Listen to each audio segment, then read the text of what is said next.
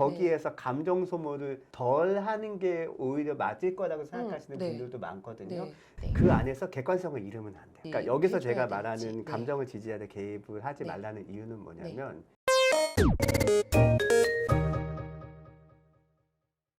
네, 안녕하세요. 한솔 어린이 보육재단 배주아입니다. 오늘 영상 끝까지 함께 하시면 우리 아이 미래를 바꾸실 수 있습니다. 네, 오늘도 우리 송용준 박사님 모셨습니다. 안녕하세요. 네, 안녕하세요. 네. 똥샘의 영재노릇터 유튜브 채널을 운영하고 있는 영재교육학 박사 소용준입니다. 네, 박사님이 이제 오랜 네. 기간 동안 IQ 높은 아이들, 뭐 네네. 영재라고 불리우는 그런 아이들을 많이 만나보셨을 텐데 네네. 이제 IQ가 그래도 좀 다가 아니다. 이런 걸 좀 느끼시는 그런 순간도 있으신가요? 네. 말 그대로 이 아이가 높은 어떤 성취를 보이느냐? 네. 라는 걸 기준으로 봤을 때 네. 영재성이 높은 아이들이 의외로 성취를 높게 안 가는 아이들이 있어요. 그 중에 하나가 이제 완벽주의라는 성향 때문인데 네. 완벽주의 성향이 강한 아이들은 네. 1등을 하지 못할 거라는 생각이 들면 빨리 포기하는 경향이 있어요. 네. 제가 이제 어떤 아이가 있었냐면 네. 이 아이가 달리기를 하다가 네. 추월을 당하면 네. 넘어져요.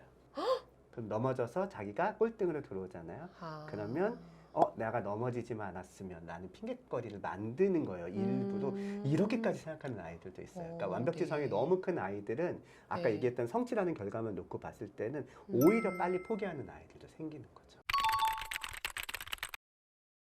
박사님, 근데 흔히 이제 말하는 IQ가 높은 네. 아이들이 학업 성취도가 좀 높다는 네네. 얘기가 있잖아요. 근데 IQ만으로 판단하기 어려운 부분도 있을까요?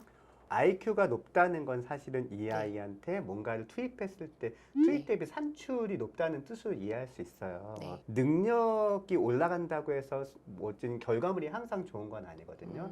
저희가 아이들의 아웃풋을 생각할 때 네. 두 가지를 보는 게 능력과 성향이에요. 네. 이 아이가 어떤 능력을 가지고 있고 어떤 성향을 가지고 있느냐, 이 두 가지가 다 중요한 영향을 미치는데 IQ라는 건 되게 이 능력과 관련된 부분이에요. 어떤 네. 스킬이나 어떤 기술적인 부분이겠죠. IQ가 높은 아이들은 이 스킬이나 기술이 높기 때문에 좋은 네. 성과를 낼 수가 있어요. 근데 반대로 성향이라는 건 타고나는 거잖아요. 네. 이 타고난 것들은 이 스킬이나 능력들을 꾸준히 발휘할 수 있는 서포트 역할을 해주는 거예요. 그러다 보니까 이 두 가지는 균형을 잘 맞아야 되는 건데 네. 어떻게 보면 지능 지수를 높이는 건 그렇게 어렵지 않을 수도 있어요. 그러니까 능력이라는 건 네. 교육과 훈련을 통해서 충분히 성장이 가능한 존재라고 보거든요. 어. 그러니까 뭐 지능지수 향상 프로그램 네. 이런 것들을 꾸준히 아이한테 투입했을 때 이 지능지수는 당연히 높을 수 있어요.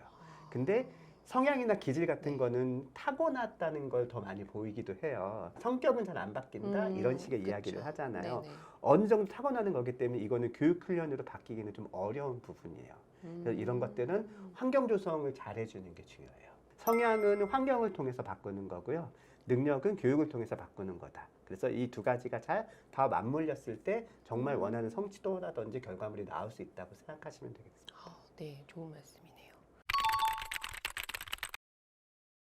네, 근데 박사님이 보시기에 그럼 IQ만큼이나 중요한 뭐 다른 지능이나 지표 이런 게 이런 있나요? 것들이 사실 굉장히 많은 용어들이 요즘 나오고 네, 있잖아요. 그쵸. 이제 그 중에 한 세 가지 정도를 뽑아 본다면 네. 뭐 EQ라고 불리는 감성 지수, 네. 그다음 SQ라고 불리는 사회성 지수, 그리고 이제 CQ라고 불리는 창의성 네. 지수. 네. 이 세 가지가 아까 말했던 IQ가 담보하지 못하는 부분들을 챙겨주는 거라고 볼 수 있어요. 네. 그래서 EQ는 우리가 흔히 알고 있듯이 감성 지수라고 해서 네. 뭐 내 감정을 잘 이해하고 그걸 바탕으로 다른 사람들에 대한 감정을 잘 이해하고 조율하고 뭐 네. 배려하고 이런 형태의 어떤 성향들, 능력들을 EQ라고 얘기하고요. 사회성 지수는 사실 비슷하지만 약간 달라요. 사회성 지수라는 건 결국 갈등 상황을 잘 해결할 수 있는 능력이라고 보시면 돼요. 그 문제를 해결하기 위해서 대화나 타협을 한다든지 의견 조율을 한다든지 뭐 이런 것들을 잘하는 능력이 사회성 지수라고 얘기하고요. 창의성 지수는 우리가 흔히 알고 있는 남과 다른 좀 독특한 생각을 낼 수 있는 그런 형태의 능력이에요. 이 세 가지들이 같이 어우러져서 IQ를 받치고 있어야 아까 말했던 이 아이의 높은 성취 그런 것들이 나올 수 있는 거죠. 그럼 이제 IQ는 아까 이제 뭐 학습이나 이런 것들로 높아진다고 하셨는데 네네. 그럼 나머지 그 지수들은 어떻게 좀 발전시킬 수 있을까요? 감성 지수라든지 사회성 네. 지수나 창의성 지수 같은 경우는 아까 말씀드렸듯이 기질과 성향과 관련된 부분이잖아요. 네. 그렇기 때문에 이거를 고민할 수 있는 그 상황에 아이들이 자주 노출이 돼야 돼요. 우리 흔히 의견 조율을 못하거나 다른 아이들하고 그다음 타협을 잘 못하고 이런 아이들은 그 상황을 어떻게든 좀 줄여서 거기에서 감정 소모를 덜 하는 게 오히려 맞을 거라고 생각하시는 분들도 많거든요. 네. 근데 그렇게 되면 네. 환경 조성이 안 되잖아요, 이 아이한테 지금. 그러니까 어떻게 보면 상황을 안 만들어주는 게 좋은 환경이라고 생각할 수도 있겠지만 네. 그러면 이 아이는 그 지수 부분이 올라갈 수 있는 가능성 자체가 없어지는 거예요. 그렇기 때문에 그런 거 두려워하시면 안 돼요. 마찰이 생길까 봐 두려워서 이 상황을 계속 회피하게 되면 이 아이는 그 안에서 뭔가를 얻을 수 있는 어떠한 기회가 안 생기는 거죠. 그럼 이제 어른이 돼서도 약간 회피형 당연히 그럴 수 있죠. 되겠죠. 네.